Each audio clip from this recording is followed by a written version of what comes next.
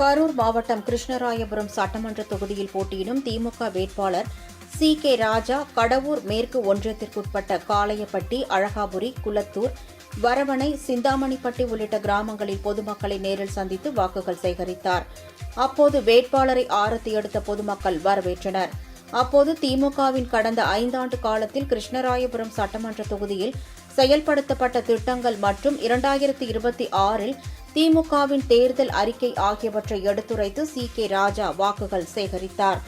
ஆரத்தி எடுத்த பெண்கள் காலில் விழுந்து வேட்பாளர் வாக்கு சேகரித்தது அனைவருக்கும் நெகிழ்ச்சியை ஏற்படுத்தியது. அவருடன் கூட்டணி கட்சி நிர்வாகிகள் இருந்தனர்.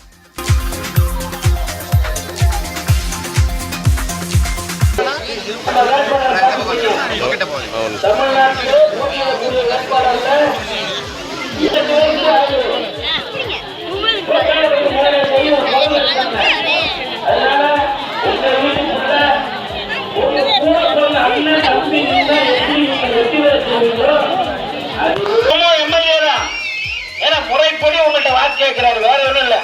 இப்ப எம்எல்ஏ தான். உங்களுக்கு மகளிர் உரிமை தொகை அடுத்த மாதத்திலிருந்து 2000 ரூபாய் வழங்க போகின்ற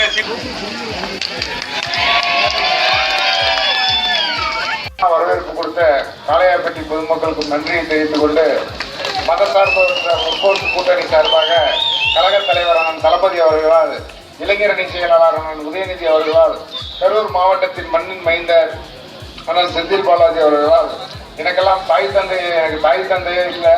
கண்டிப்பா அவர் தளபதி அவர்களும் அண்ணன் செந்தில் பாலாஜி அவர்களும் உங்களை எல்லாம் நம்பித்தான், நீங்கள் எல்லாம் தாய் தந்தையா உங்களை நினைத்து எனக்கு இந்த கிருஷ்ணகிரி தொகுதியில் வேட்பாளராக அறிவித்திருக்கிறார்.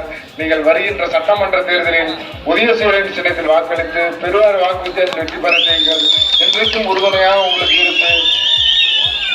ஏற்கனவே 5 ஆண்டு காலம் ஆண்டாங்குடி கீழ்பாகத்தில் ஒன்றிய கவுன்சிலாக இருந்திருக்கிறேன். அந்த பணிகளும் சிறப்பாக பணியாற்றியதனால்தான் தலைவர் அவர்களும் அமைச்சரான செந்தில் பாலாஜி அவர்களும் எனக்கு இந்த வாய்ப்பை கொடுத்திருக்கிறார்கள்.